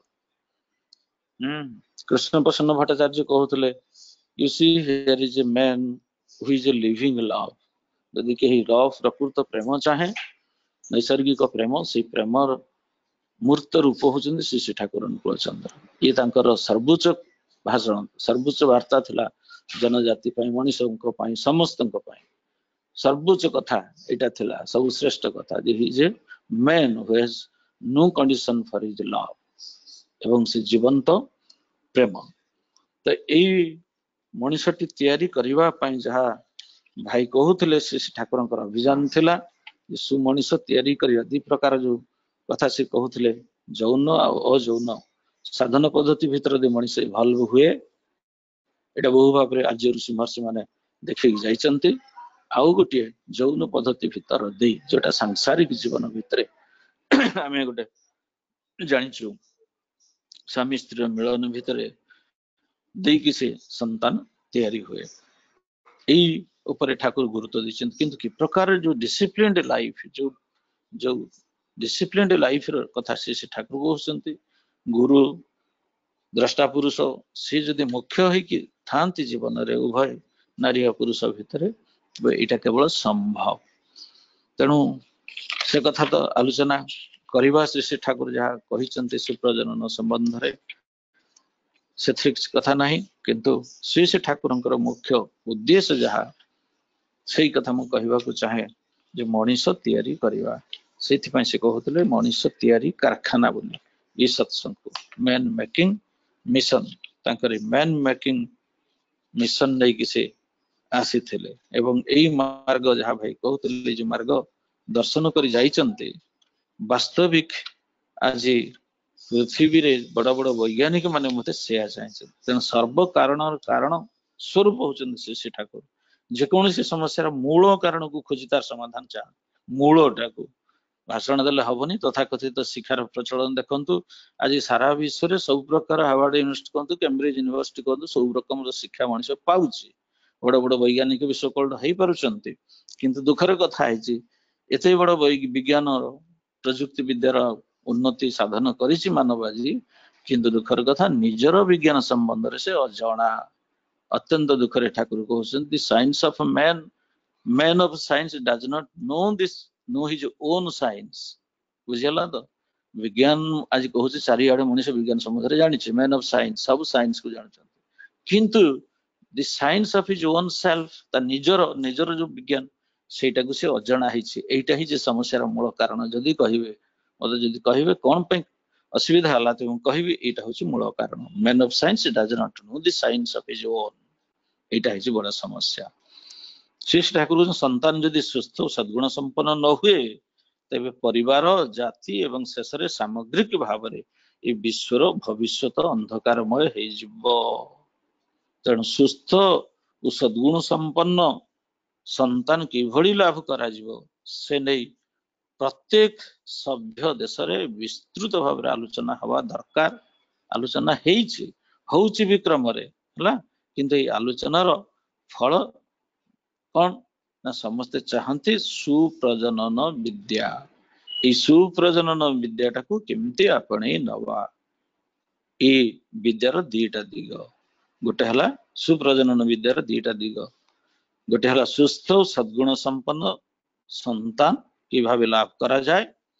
এই କଥାଟା ଯେ ଦିଗରେ ଆଲୋଚ୍ୟ, ଅନ୍ୟ ଦିଗରେ ଅସୁସ୍ଥ ଓ ଅବାଞ୍ଛିତ ସନ୍ତାନ ଜନ୍ମ କି ଭାବରେ ପରିହାର କରାଯିବ ତା ମଧ୍ୟ ବିଚାର୍ଯ୍ୟ ହେଲା। ଗୋଟେ ଦିଗରେ ସୁସ୍ଥ ସଦ୍ଗୁଣ ସମ୍ପନ୍ନ ସନ୍ତାନ, ଅନ୍ୟ ଦିଗ ଦେଇକି ଅସୁସ୍ଥ ଅବାଞ୍ଛିତ ସନ୍ତାନ, ତାକୁ ରୋକିବା କେମିତି, ତାଙ୍କର ଜନ୍ମ, ତା ପାଇଁ ବିଚାର କରିବା ଦରକାର। ପାଶ୍ଚାତ୍ୟ ଦେଶରେ ଏକଥା ଚିନ୍ତା କରାଯାଇଥିଲା ସେତେବେଳେ। ଏପରିକି ପ୍ରଖ୍ୟାତ ଗ୍ରୀକ ଦାର୍ଶନିକ ପ୍ଲାଟୋ ସୁସନ୍ତାନ ପ୍ରଜନନ ଉପରେ ଗୁରୁତ୍ୱ ଆରୋପ କରିଥିଲେ। ପ୍ଲାଟୋ ମଧ୍ୟ ଅତି ପ୍ରାଚୀନ କାଳରେ ଗ୍ରୀସ ଦେଶରେ ଅସୁସ୍ଥ ସନ୍ତାନକୁ ଅନାବୃତ ସ୍ଥାନରେ ରଖି ତାର ମୃତ୍ୟୁର ବ୍ୟବସ୍ଥା କରାଯାଉଥିଲା। ଯୋଉମାନେ ଅସୁସ୍ଥ ତାକୁ ଗୋଟେ ଖୋଲା ଜାଗାରେ ରଖାଯାଉଥିଲା ଏବଂ ସେ ସେଇଠି ରହିକି ମରିବ। ଏହା ଅବଶ୍ୟ ଅତ୍ୟନ୍ତ ଅମାନବିକ ପନ୍ଥା, କିନ୍ତୁ ସମାଜରେ ଗୋଟେ ସୁସ୍ଥ ସନ୍ତାନ ଦରକାର, ଭଲ ସନ୍ତାନ ଦରକାର, ସେଇଟା ସେମାନେ ଗୁରୁତ୍ୱ ଦେଇଥିଲେ। ପାଶ୍ଚାତ୍ୟ ଦେଶର ଗାଲଟନ ଜାଣିଛନ୍ତି ତାଙ୍କ ନାଁ। ଏଇ ଗାଲଟନ ପ୍ରଥମେ ଏ ବିଦ୍ୟାର ପ୍ରয়োଜନତା ଉପଲବ୍ଧି କରିଥିଲେ ଏବଂ ଶ୍ରୀ ଶ୍ରୀ ଠାକୁରଙ୍କର ମନ୍ତବ୍ୟ ଏ ବିଷୟରେ ଆମେ ଟିକେ ଜାଣିବା ବି ଉଚିତ। ତେଣୁ ଠାକୁର କହୁଛନ୍ତି ପିତାର ରେତ ଓ ମାତାର ରଜ ମିଳିତ ହୋଇ ମାତୃଗର୍ଭରେ ଜୀବନ ଦେହ ଧାରଣ କରେ। ଜୀବନଟା ଦେହ ଧାରଣ କରେ। ଜୀବନକୁ ଆପଣ ଦେଖିଛନ୍ତି କେତେବେଳେ? ଆପଣ ଦେହରେ କୋଉଠି ଜାଗାରେ ଆସିଛି? ତ ସେଇ ଅଦୃଶ୍ୟ ନିରାକାର ନିର୍ଗୁଣ ହୁଏତ ସେ ଜୀବନକୁ ଆମେ କହିପାରିବା, ଯାହାର ଆକାର ଆକୃତି ନାହିଁ, କିନ୍ତୁ କେମିତି ସେ ମିରାକୁଲାସଲି ରେଜର ଆଉ ରଜର ମିଳିତ ଅବସ୍ଥା ଭିତରେ ସେଇଠି ସେ ଜୀବନ ପ୍ରବେଶ କରିକି ଦେହ ଧାରଣ କରେ। ସୁପ୍ରଜନନ ପାଇଁ ଏପରି ଜନନ କୋଷର ମିଳନ ହେବା ଆବଶ୍ୟକ। ଜନନ କୋଷ ରିପ୍ରଡକ୍ଟିଭ ସେଲ ବୋଲି ଆମେ ତାକୁ କହୁ। ରିପ୍ରଡକ୍ଟିଭ ସେଲ ରେତ ଗୋଟେ କୋଷ, ରେତ ଭିତରେ ହଜାର ହଜାର ମିଲିୟନ କୋଷ ଥାଏ ଆପଣ ଜାଣିଛନ୍ତି। ସେଥିରୁ ଗୋଟିଏ ମାତ୍ର ପିତାର ଯୋଉ ରେତ ଧାରା ଭିତରୁ only one cell sperm that fertilizes the ovum ବା egg ଟା ଯୋଉ ରଜ, ଗୋଟିଏ ମାତ୍ର ରଜ, ତାକୁ ଗୋଟିଏ ସ୍ପର୍ମ ସେଲ ତାକୁ ଫ୍ୟୁଜନ କରେ। ତେଣୁ ଜନନ କୋଷର ସେଇ ସୁସ୍ଥ ଜନନ କୋଷ କେମିତି ମିଳିତ ହବ, ଏହା କଥା ଶ୍ରୀ ଠାକୁର କହିଥିଲେ, ଯାହା ଦ୍ୱାରା ଉନ୍ନତ ଧରଣର ସନ୍ତାନ ଆସିପାରେ। ତେଣୁ ପ୍ରାଣୀ ଆଉ ଉଦ୍ଭିଦ ମାନଙ୍କ ଠାରେ ଉନ୍ନତ ପ୍ରଜନନ ପାଇଁ ବର୍ତ୍ତମାନ ବୈଜ୍ଞାନିକ ମାନେ ବହୁତ ବ୍ୟବସ୍ଥା ଅବଲମ୍ବନ କରିଛନ୍ତି, କିନ୍ତୁ ଦୁଃଖର କଥା ନିଜ ବେଳକୁ ପ୍ରାୟ ସମସ୍ତେ ଉଦାସୀନ ରହିଯାଇଛନ୍ତି। ଉନ୍ନତ ରଜ ଓ ଉନ୍ନତ ସ୍ପର୍ମ କିଭଳି ଭାବରେ ମିଳନ ହୁଅନ୍ତି, ବୁଝିଗଲା? ତେଣୁ ରେତଧାରାଟା ହାଏଷ୍ଟ ହବା ଦରକାର, ସଦ୍ଗୁଣ ମାନେ ମୋର ଡେଭଲପଡ ହବା ଦରକାର, ମୋର। ତେଣୁ ତା ସହିତ କମ ଡେଭଲପଡ ହେଇଥିବା ରଜର ଗୋଟେ ଆକର୍ଷଣ ଶକ୍ତି ରହେ। ତେଣୁ କନ୍ୟା ସବୁବେଳେ ଶ୍ରେଷ୍ଠ ଆଡକୁ ଆନତ, ଶ୍ରେଷ୍ଠ ଆଡକୁ ଆକର୍ଷିତ, ତାର ସେଟା ଗୋଟେ ବାୟୋଲୋଜିକାଲ ଅର୍ଜ। ଯିଏ ସବୁ ଗୁଣ ଦେଇକି ଶ୍ରେଷ୍ଠ, ବର୍ଣ୍ଣ ବଂଶ ବିଦ୍ୟା ଗୁଣ ଇତ୍ୟାଦି ଦେଇ ଶ୍ରେଷ୍ଠ, ସେଇଭଳିଆ ଗୋଟେ ପୁରୁଷ ପ୍ରତି ସେ ଆକୃଷ୍ଟ ହୁଏ। ଏଇଟା ଆମେ ଆଜି ପରୀକ୍ଷା କରିକି ଦେଖୁଛୁ କୋଉଥିରେ? ପ୍ରାଣୀ ଆଉ ଉଦ୍ଭିଦ ଭିତରେ। ଯେମିତି ହରିୟାଣା ଷଣ୍ଢ ନେଇକି ଆମେ ଦେଶୀ ଗାଈଟାକୁ ବ୍ରିଡ କରୁଛୁ ସୁସନ୍ତାନ ଅଧିକ ପ୍ରଡକ୍ସନ କ୍ଷମ ସନ୍ତାନ ହବା ପାଇଁ। ଚିନ୍ତା କରନ୍ତୁ, ପ୍ଲାଣ୍ଟ କେସରେ ବି ସେଇଆ କରୁଛୁ, ଗୋଟେ କମ ଡେଭଲପଡ ଗୁଣ ବିଶିଷ୍ଟ ଗୋଟେ ହୁଏତ ଧାନଟା ଗୋଟେ ଉନ୍ନତ ଧାନ ଭେରାଇଟି ସହିତ କ୍ରସ୍ କରାଯାଉଛି ଏବଂ ତା ଭିତରେ କମ ଡେଭଲପଡ ହେଇଥିବା ଗୁଣ ବିଶିଷ୍ଟ ହେଇଥିବା ଯୋଉ ଧାନ ଗଛ ସେଇଟା ମୋର ଡେଭଲପଡ ହଉଛି। ତେଣୁ ପ୍ରାଣୀ ଉଦ୍ଭିଦ ମାନଙ୍କ ଠାରୁ ଉନ୍ନତ ପ୍ରଜନନ ପାଇଁ ବ୍ୟବସ୍ଥା ବୈଜ୍ଞାନିକ ମାନେ ଅବଲମ୍ବନ କରିଛନ୍ତି, କିନ୍ତୁ ନିଜ ବେଳକୁ ପ୍ରାୟତଃ ଉଦାସୀନ। ବୁଝିପାରିଲେ ତ? ଏଇଥିପାଇଁ ଶ୍ରୀ ଶ୍ରୀ ଠାକୁର ଅତ୍ୟନ୍ତ ଦୁଃଖିତ ହେଇକି ଯୋଉ କଥା ଭାଇ କହୁଥିଲେ ସେଇ ରେତଧାରା ଭିତରେ, କାରଣ ସେଇଟା ହଉଛି ଆମର ସାଧାରଣ ଭାବରେ ଡେଭଲପମେଣ୍ଟ ବା ବିକାଶ ସୋକଲ୍ଡ ମଣିଷ ସୃଷ୍ଟି ପାଇଁ ସେଇ ମେଥଡଟାକୁ ଆମେ ଅବଲମ୍ବନ କରିଥାଉ, ପୁରୁଷ ନାରୀର ମିଳନ। କିନ୍ତୁ ତାହା ନକରି ସାଧନାରେ ଖାଲି ବିରତି ହେଇକି ଯୋଉ ଉନ୍ନତ ମଣିଷ, ସେଗୁଡାକ ରେୟାର, ସେଗୁଡା ବହୁତ କମ, ବିରଳ, ଯେମିତି ସ୍ୱାମୀ ବିବେକାନନ୍ଦଙ୍କ ଭଳିଆ। ତେଣୁ ସମାଜର, ପରିବାରର, ରାଷ୍ଟ୍ରର ଉନ୍ନତି ଡିପେଣ୍ଡ କରେ ଏଇ ଯୌନ ମିଳନ ଭିତର ଦେଇ ସୁସନ୍ତାନ ଆଣିବା କଥା। ତେଣୁ ଆର୍ଯ୍ୟ ଋଷି ମାନେ ଜ୍ଞାନ ବିଜ୍ଞାନର ଗବେଷଣା କରି ସେଥିରୁ ଜ୍ଞାନକୁ ଆଶ୍ରା କରି ବିବାହ ବ୍ୟବସ୍ଥାରେ ଯୋଉ ବର୍ଣ୍ଣାଶ୍ରମ ନୀତିର କଥା କହିଛନ୍ତି ଶ୍ରୀ ଶ୍ରୀ ଠାକୁର ତା ଉପରେ ବିଶେଷ ଗୁରୁତ୍ୱ ଆରୋପ କରିଛନ୍ତି। Without compromising anything in the so called society, ମନୁଷ୍ୟ ସମାଜରେ ତଥାକଥିତ ନୀତି ନିୟମ ଇତ୍ୟାଦିକୁ କୌଣସି ପ୍ରକାର ତା ସହିତ ଆପୋଷ ରଫା ନ କରି ଶ୍ରୀ ଠାକୁର ଆର୍ଯ୍ୟ ନୀତିର ବିବାହ ବ୍ୟବସ୍ଥା ଉପରେ ବିଶେଷ ଗୁରୁତ୍ୱ ଦେଇଛନ୍ତି। ତାଙ୍କ ମତରେ ଉନ୍ନୟନ ସୁପ୍ରଜନନ ହଉଛି ବିବାହର ମୂଳ କଥା। ତେଣୁ ସେଇ ସାଇନ୍ସଟାକୁ, ମଣିଷ ଭିତର ସେଇ ବିଜ୍ଞାନଟାକୁ ତାକୁ ଇଗ୍ନୋର ମୋଟେ କରି ହବ ନାହିଁ। ସୁତରାଂ ବର୍ଣ୍ଣ, ବଂଶ, ଶିକ୍ଷା, ସ୍ୱାସ୍ଥ୍ୟ, ବୟସ, ଆଚାର ବ୍ୟବହାର ସଙ୍ଗତି ଦେଖି ପୁଅ ଝିଅଙ୍କୁ ବିବାହ ଦେବା କଥା, ଅନ୍ୟଥା ବିପର୍ଯ୍ୟୟ ଅନିବାର୍ଯ୍ୟ। ये ठाकुरଙ୍କ मुहर कथा अन्यथा विपर्जय अनिर्वार्य अधिक उन्नत विवर्तित वर्ण प्रति स्वल्प विवर्तित निम्न वर्ण गोटाए स्वाभाविक श्रद्धा थाए एटा आपण माने समस्ते जानिचंती तेणु सवर्ण अनुलोम विवाह उन्नत विवाह अन्यथा प्रतिलोम विवाह रे स्वल्प विवर्तित स्वामीर शुक्रकीट संगे विवर्तित ताठू अधिक विवर्तित होइतवा स्त्री रो डिंबाणु जदि मिश्रण हेई गला सेमानकर सूक्ष्म अति सूक्ष्म गुण वैशिष्ट्य गुड़िक ध्वंस प्राप्त होई जाए वेरी डिफिकल्ट जिनस बुझिबा को संतान हुए विश्वासघातक हीनमन्य हला अर्थात कम डेवलप्ड पुरुष सहित जदि अति डेवलप्ड स्त्री रो मिलन हुए सेठी सूक्ष्माति सूक्ष्म गुण जेमति से गुण गुडाक कोन ठाकुरंग भाषा रे दया दाक्षिण्य तेज वीर्य बुद्धि विचार शांति स्थैर्य प्रज्ञा इत्यादि एही सूक्ष्माति सूक्ष्म गुण जोटा आजिकली जुगरे मनीष पाखरु दूरे जाउची विराट धनशाली हेई पारे वैज्ञानिक हेई पारे विराट मनीष हेई पारे किंतु ए सूक्ष्म गुण गुडाक ता पाखरे आज नाही जोथि पय मनीष भीतर संपर्क विच्छिन्न मनीष जाति जाति भातिरे बाधा सेठी माने जहा को कहबी वैज्ञानिक जने कहउछन कॉन्फ्लिक्ट एंड वार आज सृष्टि हेछि एथि पय द्वंद्व और युद्ध आज तार जो डाकरा चारियाडे तार कारण होछि एटा संतान हुए विश्वासघातक हीनमन्य ता छड़ा स्त्री जदि अनिच्छा सह शुक्राणु ग्रहण करे धर मिलन समय स्त्री रो इच्छा नाही किंतु पुरुष चाहूची सेठी जदि तांकर शुक्राणु आ डिंबाणु रो मिलन हेई गला सेते बेले संतान हुए दुर्बल और स्वल्प आयु एटा मन रखिबा आज्ञा अदिन रे अल्प दिन रे काहे जण मरि जाउची बुझियला जन्मरु दुर्बल एवं स्वल्प आयु नै के माने आसी थांती एथि जुगु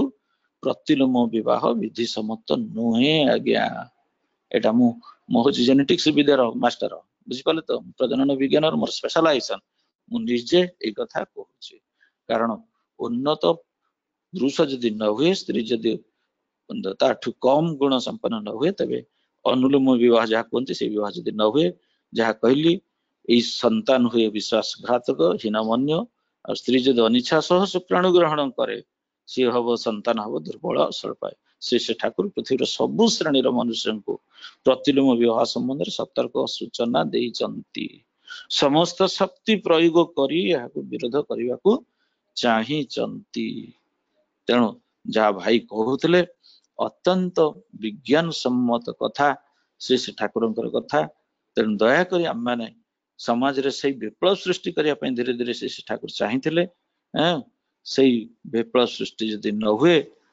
मनीष समाज उन्नति करिवार आ रास्ता नाही आ बिल्कुल रास्ता नाही जेते जहा कहले किछि संभव न जेते धर्मर कथा कहंतु जेते भाषण दियंतु जेते जहा करंतु अतः एथि पई मनीष भीतर चेतनता सृष्टि करबा पई जीवन रे जने आदर्श को आम पाखरे निहाती दरकार श्री ठाकुर कहले मनीषर बंचिया बढ़ियार पथर समस्त बाधा प्रसारण करी तार प्रोग्रेसिव गो जो दुर्गति रे आज पड़ी से दुर्गति को एड़े की प्रोग्रेसिव गोटे गोटे प्रगति मुखर चलन को त्वरान्वित करवा एटा होची सत्संगर लक्ष्य एवं श्री ठाकुर नृपचंद्रंकर जो विप्लव जुगरे तार लक्ष्य होची से मनीष को प्रोग्रेसिव तार ग्रो प्रोग्रेसिव गो प्रगति मुखर चलन अर्थात इवोल्यूशन विवर्तन कहार इवोल्यूशन विवर्तन ना ता भीतर मनीष पणिया जो कथा कहली वैल्यू ऐड करबा निहाती जरूर पड़छ एटा मु निजे अंगे लिभिछि आज्ञा बहुत कॉन्फ्रेंस अटेंड करिछि जे शिक्षा रे आज वैल्यू ऐड करा जाऊ ओके एवं ठाकुरंकर दर्शन ऊपर पर्यवेसित value added man value added education केमती हबो एटा भी मु लेखिकी यूजीसी को देइथिली गोटे कॉलेज रो सेमिनार जन साइंटिस्ट आसीथिले यूनिवर्सिटी ग्रांट्स कमिशनर पठैथिले से मध्ये आश्चर्यचकित हेतिले मोर भाषण सुनिकी एवं कहिथिले आज्ञा आपण दया कर गोटे लेखिकी देबे आ गोटे जहा मु कहली तार कैसेट भी अछि एटा माने यूजीसी रो मीटिंग रे भी पडिछ वैल्यू एडेड मैन केमते से ठाकुर चाहिचंती एटा काहे से माने आग्रह प्रकाश करथिले ना तार कारण होची एटा विज्ञान सम्मत ए विज्ञान सम्मत जिनसटी समस्त सब जुगरे ग्रहण करिया को बाध्य ता जदि न हुए बंचिया बढ़ियार प्रथम कहली परा प्रथम बाधा होची एटा बंचिबार बढ़िबार प्रथम रे बाधा होची अमनिष पणिया गोटे जे फांकबाजी आज मनुष्य भितर सृष्टि होती से फांकीबाजी तेणु आसतु समय तो हे आसलानी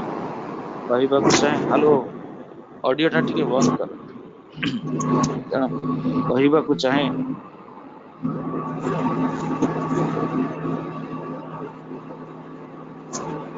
हेलो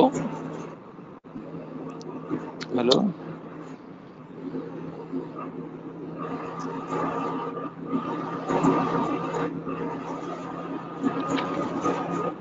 आसतु भाई माने माँ माने दयाकोरी श्री ठाकुर अनुकूल चंद्रंकर ये जो आह्वान केमती आम सुमनीष भल मनीष तैयारी करवा मैन मेकिंग मिशन रे जो मैंने सब आसचंती आज तांकु आह्वान मो तरफ तो खाली कहूनी मो श्री ठाकुरंकर आह्वान कथा कहूची केमती सुमनीष भल मनीष जन्म हेबे तार प्रस्तुति अंतत आम मान द्वारा किभଳି हेई पारिबो सेही गोटे विप्लव समाज राज्य आम सृष्टि करवा दरकार तेणु से ठाकुर अति दुखर सहित से दिन कहते जीवन जीवन प्रकृत कौन क्या कहा जाए व्हाट इज लाइफ से कथा कहवाक जाए श्री ठाकुर कहते chief indication of life is consciousness life रो चीफ इंडिकेशन टा हो जे कॉन्शियसनेस ए कॉन्शियसनेस टा आम भीतर सृष्टि हवा दरकार चेतनटा सृष्टि हवा दरकार सेटा अभाव जुगु आम गोटे माड़ी चलु तथा कथित जहाँ कहते कुपथरे जोटा हमको डिवोल्यूशन डिग्रेडेशन आनी दिए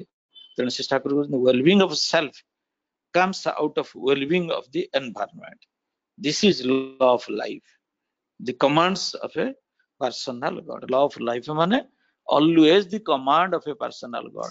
जदि कहीं व्यक्ति स्वरूप एई जीव आदर्श जी जीवन रे नहांती समाज रे नहांती देश रे नहांती तांकर पर्सनल कमांड तांकर जो कमांड आदेश जो निर्देश ताको जदि आमे न मानिचु तबे आमे मानिबा को हबो जे आमे लॉ ऑफ लाइफ टाको मानि ना हूं because law of life is the personal command of the वो से पर्सनल गॉड अर्थात जे गॉड व्यक्ति रूप नहीं के आछंती मनुष्य रूप नहीं के आछंती पर्सनल गॉड ए कथाटा माने केते गुरुत्वपूर्ण आपण देखंतु जो पर्सनल गॉड नाहंती बोली त आज एते कथा मनुष्य पर्सनल गॉड को चिन्हु नाही बोली तो तथागत मठ मंदिर पूजा अर्घा भीतर आनुष्ठानिकता भीतर निजको हजै देइछि किंतु जदि पर्सनल गॉड थांता तांकर आदेश निर्देश जहाँ को लॉ ऑफ लाइफ को तांको जदि जीवन मनुष्य ग्रहण करे जहाँ को हम सुपीरियर बिलव्ड बोली कहूछु द आइडियल बोली कहूछु when he comes with the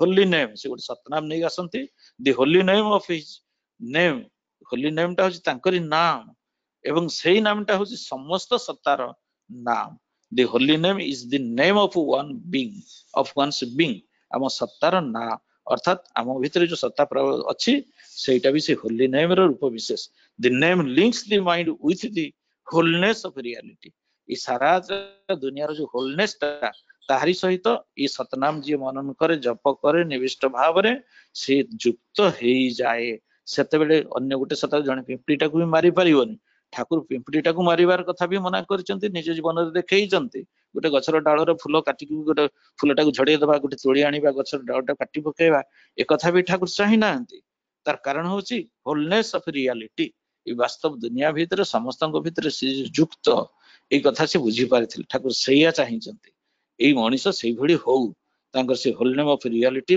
कथा बुझु अर्थात से समस्त सहित युक्त हो this makes a man whole by integrating his scattered fragmented existence आज प्रत्येकंकर एक्जिस्टेंस फ्रैगमेंटेड हिच खंड खंड विखंडित चूर्ण विचूर्ण होइछि सेटा को इंटीग्रेट करबा पई श्री ठाकुर अनुकूल चंद्र ई सतनाम देइचंती स्कैटर्ड फ्रैगमेंट व्यक्ति तो सतनाम टा Holi name is composed of गोटे शब्द बा साउंड जो साउंड रो गोटे कंपन अछि ए कंपन चेतनार मौलिक कंपन संगे समान मौलिक कंपन गोटे चेतनार अछि नियमित नाम जप कले चेतन शक्ति जागृत हुए एयरनेस माने सचेतनता चेतनटा धीरे धीरे एक्सपांडेड हुए मातृगर्भरु ठाकुर एई नाम करूथिले से कथा आपण जानिछंती कहूथिले मां ए नाम तो तम गर्भ भीतर म करूथिली मो भीतर सेटा सबले होउची आउ जदि किछि अन्य नाम अछि मते दियो आ सेई नाम कथा कोन से नाम तो ऑटोमेटिक मु आसीछि आसीबा समय ही तो मातृगर्भ सेटा जप करूछि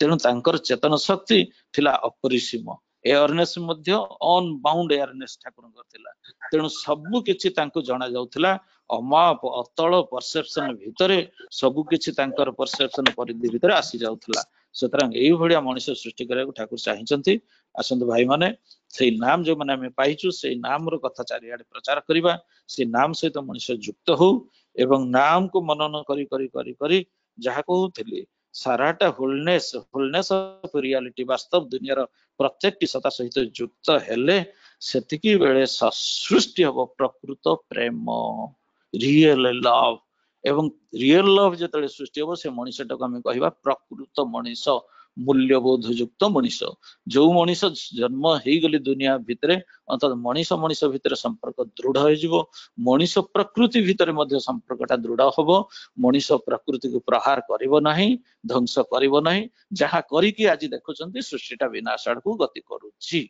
एथि पाई तेणु श्री ठाकुर से प्रकृत लव माध्यम जहाँ गांधी जी कही देशवंत चित्तरंजन कही सुभाष बोस कही जे मोर मोर मिशन कर्तव्य हूँ मनुष्य तैयारी करबा साइड बाय साइड देश विज्ञान जुआड़ की जाऊँ जाऊ किंतु साइड बाय साइड जदि आम मनुष्य तैयारी न करूँ तेणु आमको ध्वंस अवश्यंभावी तेणु आसतु ठाकुर तो दया करी आम सम्मुख धरा देइचंती सत्यटा को आधार करी परम पुरुष एइथिपाई भगवान कहतु जो विश्लेषण देकी जहाँ कहतु ना कहीं असल सत्यटा को वास्तवता सृष्टि से आम पाखे तुड़ी धरी से जी जो थाओ मनुष्य हिसाब से ठाकुर को ग्रहण करने को बाध्य दिन दिन हम तेणु आसतु स्वस्ति भावे हो आगवान भय नहीं अरे भय नहीं इष्टार्थ प्राण जे करे छिदान क्षय नाही तार क्षय नाही तेणु आयु संपन्न सुस्थ मनुष्य को सृष्टि करने ठाकुर जहाँ कही जो वैधि मेलन जहाँ आमर धीर भाई कहते धीर भाई तो प्रचंड ज्ञानी धीर भाई को ज्ञान आप ताड़ पाइबेनि से प्रचंड ज्ञानी विश्लेषण करती आत्मविश्लेषण करती सबु किसी को नजर कर आज सठिक कथाटी तोड़ी धरी से मनुष्य तैयारी करवा से यौन मेलन अयौन साधना ये साधना आज व्रती हवा मनुष्य तैयारी कर चेष्टा करवा जय गुरु दादा आपण अति सुंदर भाव ठाकुर भावादर्श तोड़ी रखिले बहुमूल्य समय दे अत्यंत भावमय परिवेश सृष्टि होती आपण पाखे आम टीम इष्टि चेतना तरफ चिर कृतज्ञता ज्ञापन सह प्रणाम निवेदन करुछु एवं आपण दीर्घ सुस्थ स्वस्थ निरोग जीवन भाई परम पिता पाखे प्रार्थना निवेदन करुछि जय गुरु जय गुरु आज ऑनलाइन सत्संग माध्यम जोड़ी होता 170 परिवार सार्विक मंगल पाई परम पिता पाखे प्रार्थना निवेदन करुछि आज यही टीम इष्टि चेतना अनुकूल्य जोड़ी होता ऋतिक देवता मान हेले सर्वश्री अशोक कुमार गणनायक दादा श्री गतिकृष्ण उत्तर कवाड़ दादा श्रीजुक्त जे नायक दादा श्री रामचंद्र भूया दादा इंजीनियर दिलीप कुमार साहू दादा श्री कंडूर चरण चंपती दादा श्री कार्तिक कुमार साहू दादा श्री पीताम्बर सामल दादा श्री गुरुचरण पंडा दादा श्री पंकज लोचन माझी दादा इंजीनियर नारायण बेहरा दादा श्री पुरुषोत्तम पाल्टा सिंह दादा श्री ताराकांत बेहरा दादा श्री निमांचरण बेहरा दादा श्री माधव साहू दादा श्री प्रदीप कुमार दास दादा श्री भवानी शंकर शतपथी दादा श्री बानाम्बर प्रधान दादा श्री नरोत्तम प्रधान दादा श्री परशुराम माणिक दादा एवं श्री दीपक कुमार दास दादा एवं जो दादा मान ना घोषणा कर असमर्थ होती तेणुक से पाखे क्षमा प्रार्थना करे एवं बहु भाव ठाकुर वरेण्य अधर्य जाजक भाई माने प्रतिदिन भली कंटिन्यूएशन से माने जोड़ी हो आसुचंती एवं अनेक भाई मध्य हम जानी पाउछु जोड़ी हो आसुचंती एवं समस्त प्रचेष्टा रे समस्ते किसी जागरण करी प्रतिदिन हमर ए सत्संग जोड़ी होगा संख्या बढ़ी बढ़ी चली तेणुक परम पिता पाखे समस्त सार्विक मंगल प्रार्थना निवेदन करुछि आसंता काली सत्संग संबंध में कही रखे आसंता काली ठीक यही समय आम पाखे मुख्य वक्ता भाव जोड़ी हेबे प्रोफेसर रामविलास चौधरी दादा सत्संग वरेण्य ऋतिक देवता IIT धनबाद एवं एमिनेंट सिंगर भाव रहिबे श्री खगेंद्र सेठी भाई राहमा जगतसिंहपुर एवं जाजक कर्मी चंदन श्रीवास्तव आईआईटी धनबाद आम सहित काली जोड़ी हेबे बहु भाव जोड़ी हेबा पई आमे निवेदन करूछु एवं केतोटी सत्संग घोषणा अछि आपण मन पाखर संक्षेप रे कहि रखे। रिजनल सत्संग केंद्र एफसीआई अनुकूल्य रे संध्या 6टा समय रे सत्संग अनुष्ठित हेबो।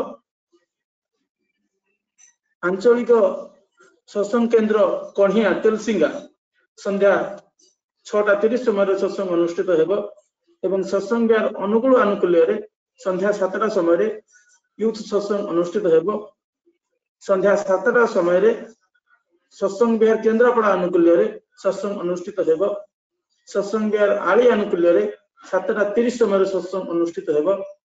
सत्संग बिहार नाचुणी अनुकूल्य रे 7:30 समय रे सत्संग अनुष्ठित हेबो।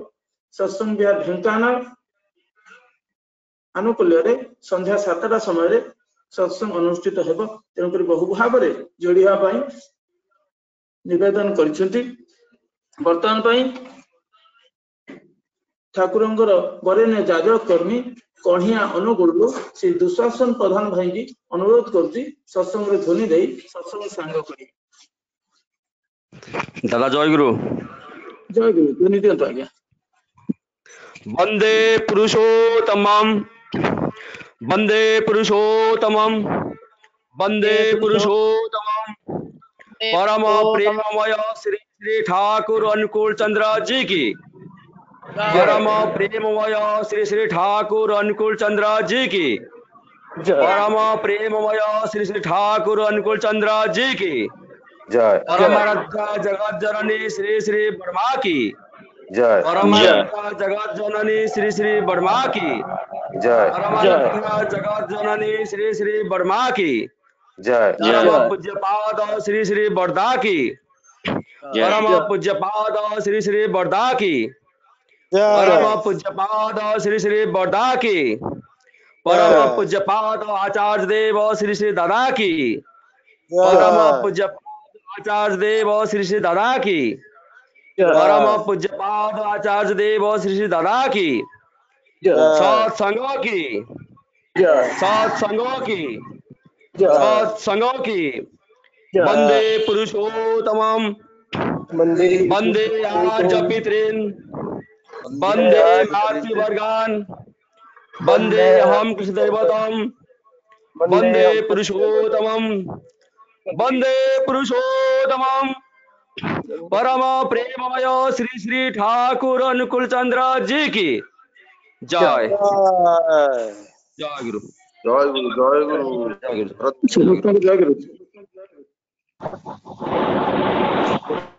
समस्त जय गुरु।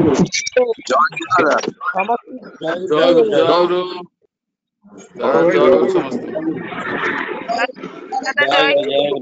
जय गुरु समस्त जय गुरु।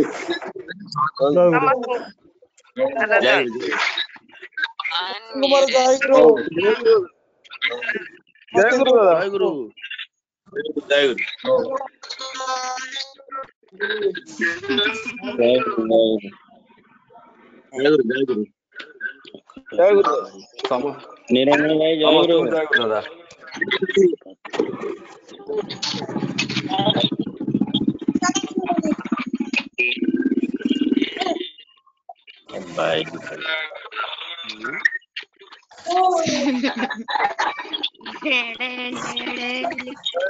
जय गुरु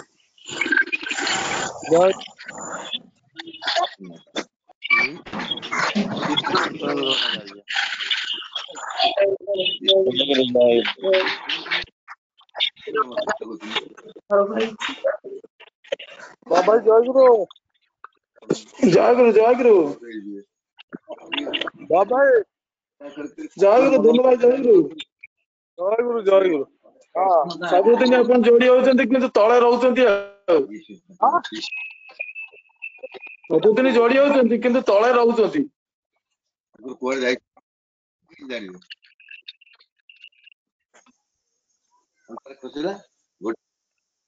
बाबू भाई जय गुरु।